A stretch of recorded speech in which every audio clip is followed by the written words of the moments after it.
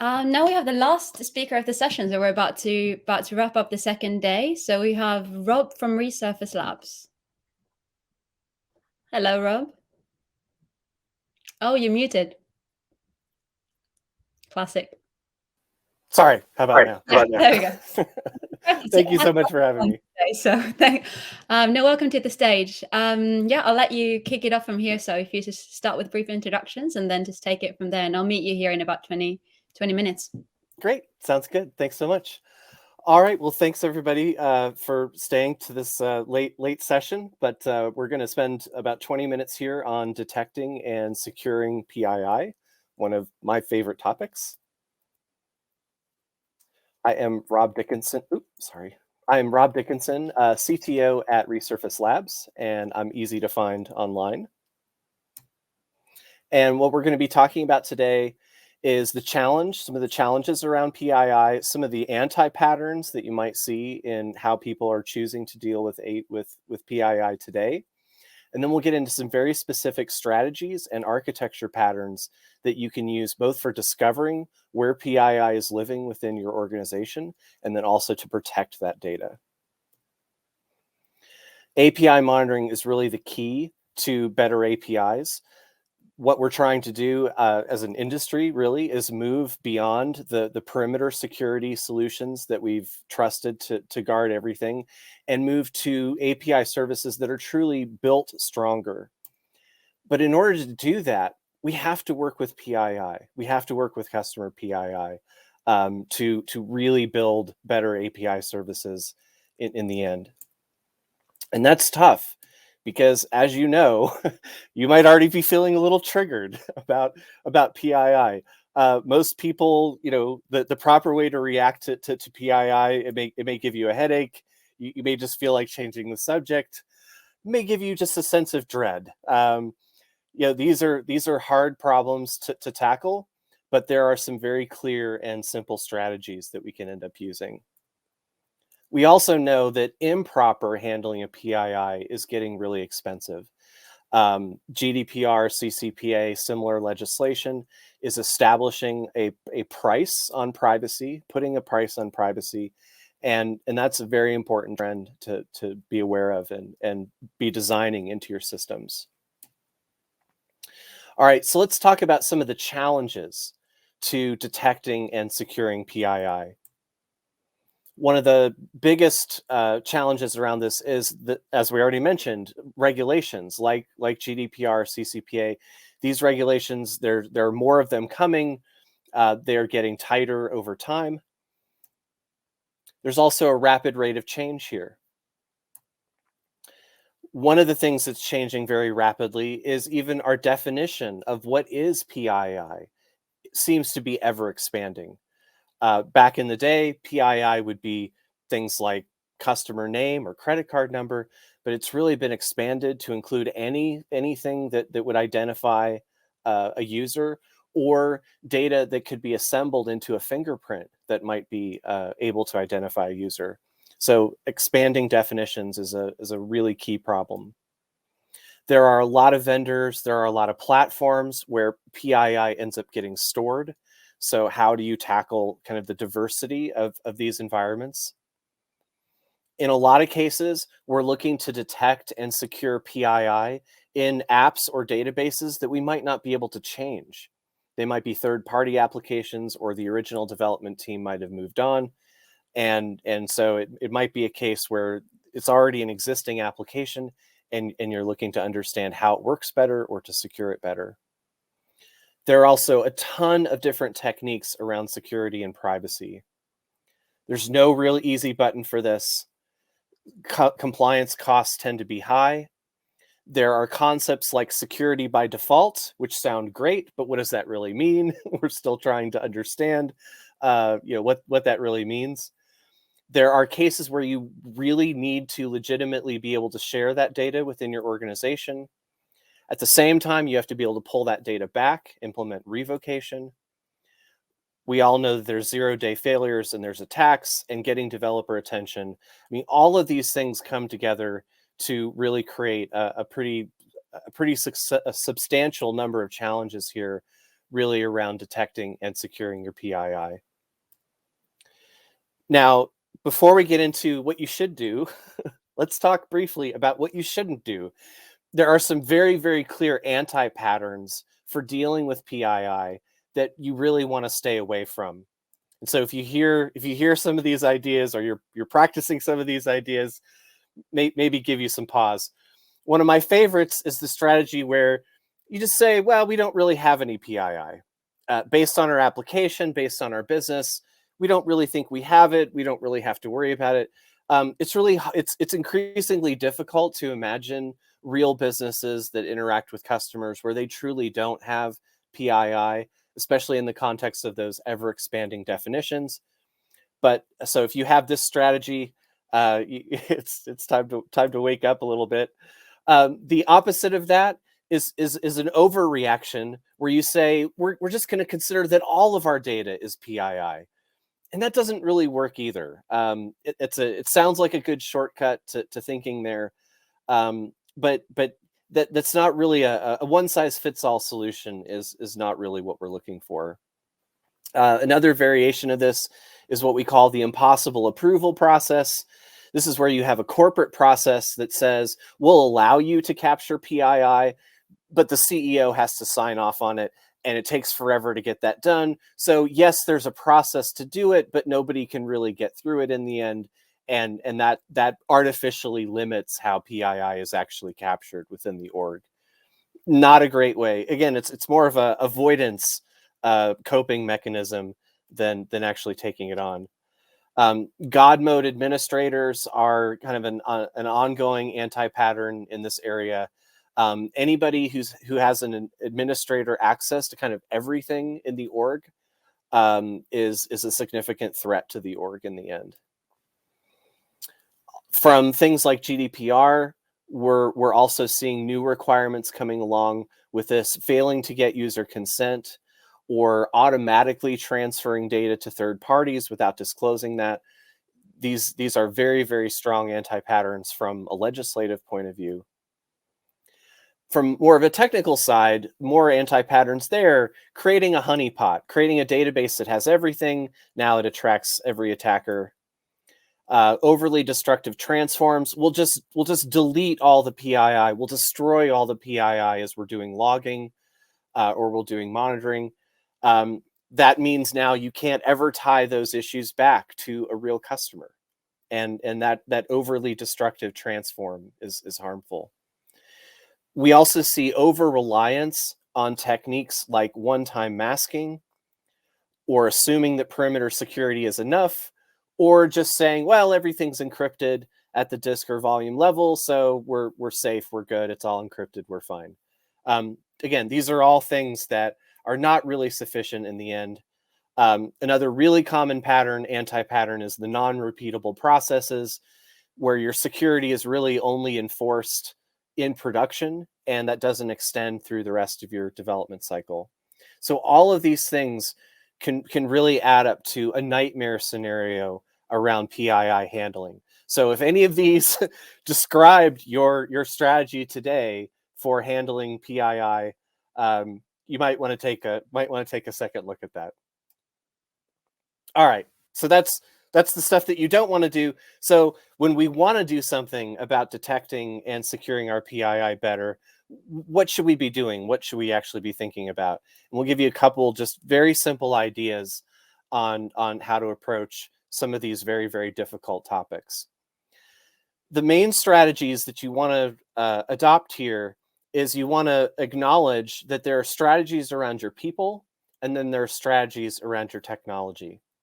Our businesses always start with our people. Our people are always the weakest link from a security point of view. So what we want to do then, when we're thinking about securing our PII, is we want to think backwards from what's the number of conspirators that are required, the number of attackers that are required to actually pull off a successful breach or a successful attack. And that's really what we want to be optimizing for. We want to be optimizing to raise that number. The more people that you have to participate in a conspiracy, the greater the chance that conspiracy will be identified and identified more quickly. So the way that you do that is you want to enforce the narrowest group level and user level permissions that you can get away with. So again, this is the opposite of the God mode kind of access rights, where you have admins that can kind of get into anything.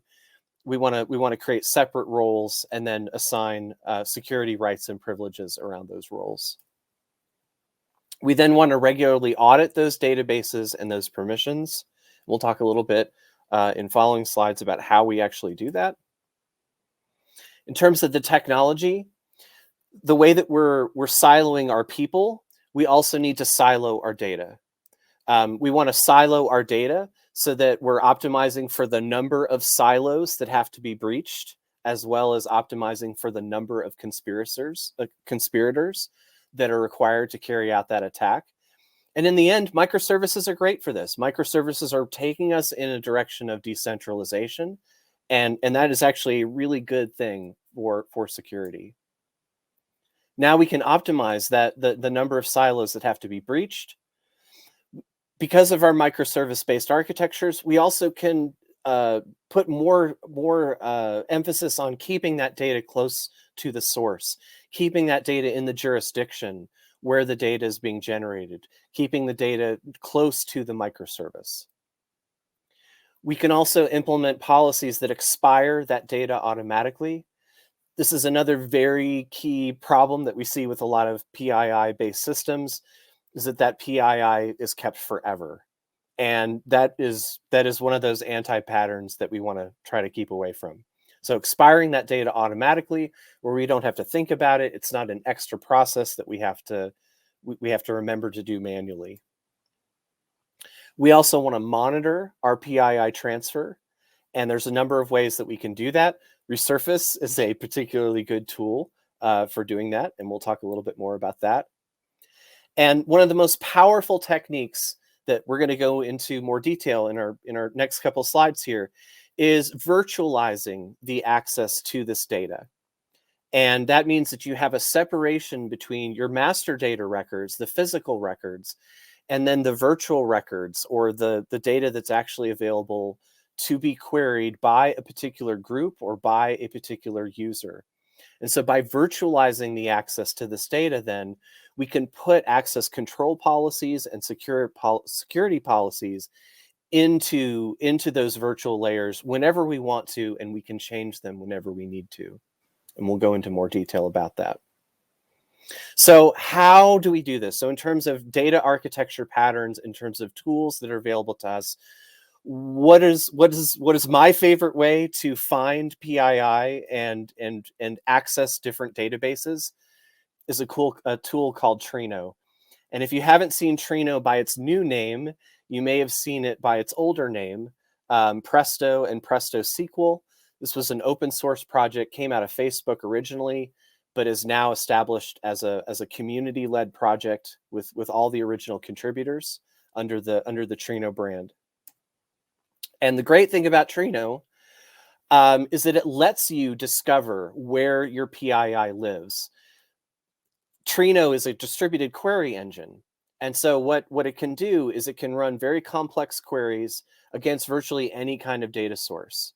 And Resurface is one of those kinds of data sources. So what we did with Resurface is we purpose-built a storage engine for API monitoring that works natively with Trino and has native Trino integration. Why this is so important to be able to query your data like this is because you want to be able to access that data where it already lives. And Trino is a great platform for being able to do that. We don't want to have to change where the data gets routed or put the data in a different place in order to be able to query it, in order to be able to discover where that PII lives and discover those data relationships. The great thing about Trino is it lets you query that data in place, kind of regardless of where what backing store you're actually using. What that means then is you can create this virtual data access layer by combining Trino with the other data sources that you have. And so let's take the specific case of API monitoring where there's PII involved. Trino is going to give you that distributed query capability. Resurface is an API system of record. So we're capturing API data, providing those API logs. The combination of that then gives you the ability to select the columns, select the rows that are actually needed for a particular audience, to be able to tokenize, mask, sample, or even map reduce that data through virtual views. Then once you have those views, you can use grants, you can attach those views to specific users, to specific groups. This is almost infinitely recomposable in the end. Views can inherit from other views. You can build kind of very nested, complex definitions that still execute very, very efficiently. And one of my favorite aspects of this is that those views can apply retroactively to all of the data that we have. Because all this data is being done, because the access here is being done through this virtual layer, that means that we can adjust that virtual layer really whenever we need to. And that's how you can create that feedback loop between being able to go out and discover where the PII actually lives, determine who has access to it, and then determine if that access is actually appropriate.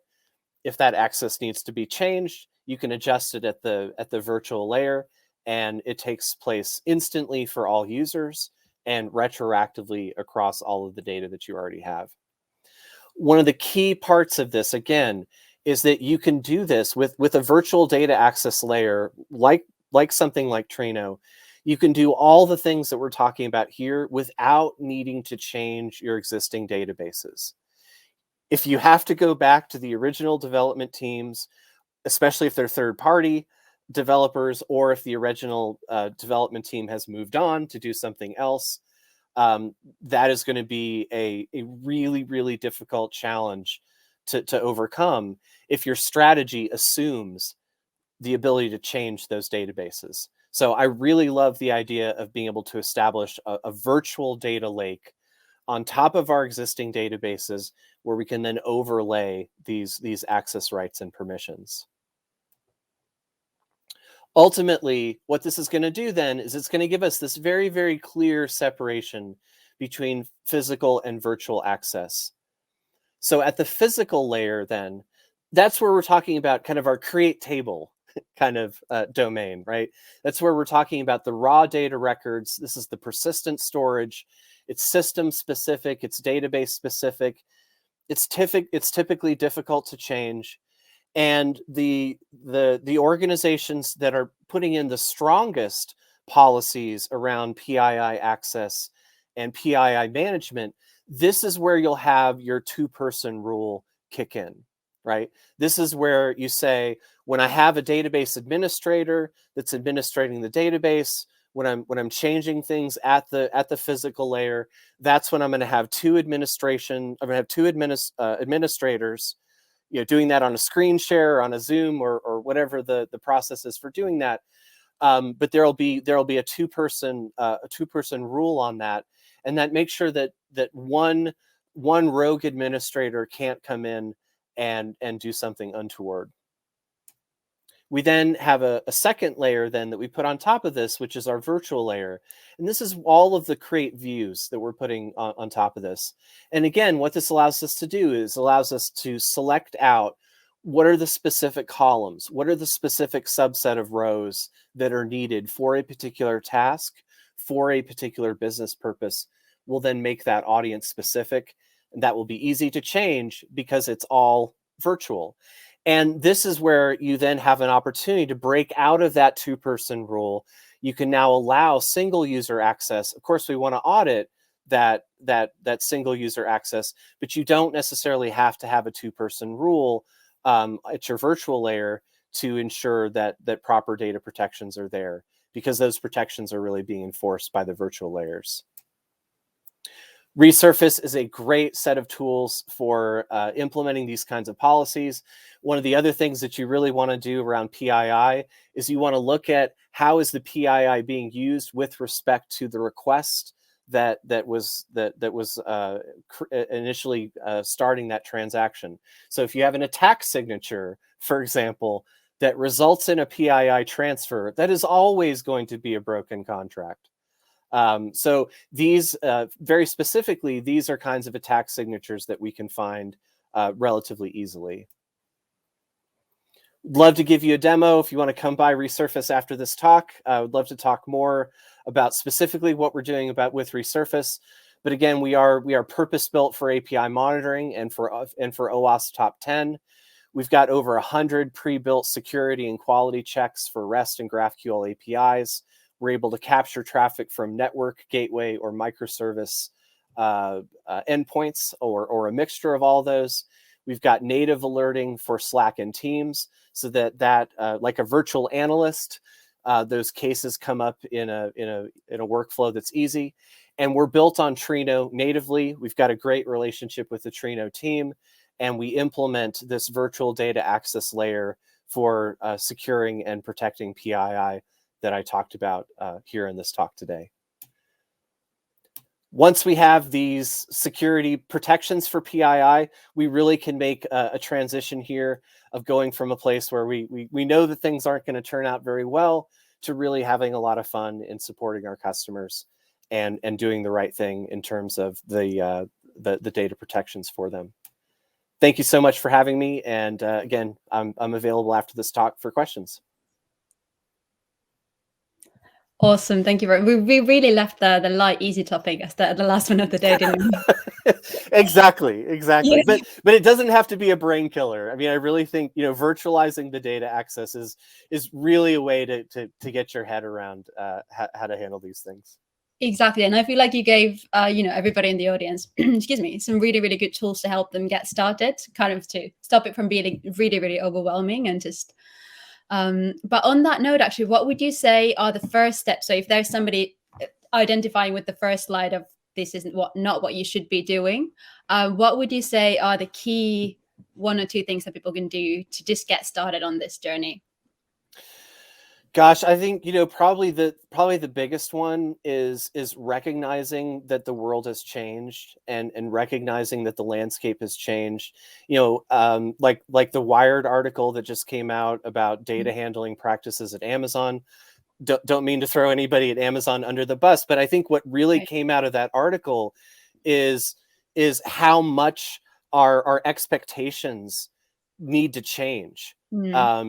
Going where we're going, right? We can see how incorrect uses of PII are really spiraling into bigger and bigger problems over time. So I think the hardest part is for a lot of people is just to raise the issue, and change is hard, and this is a topic that doesn't just make people giddy and happy. It's a hard thing to breach or broach.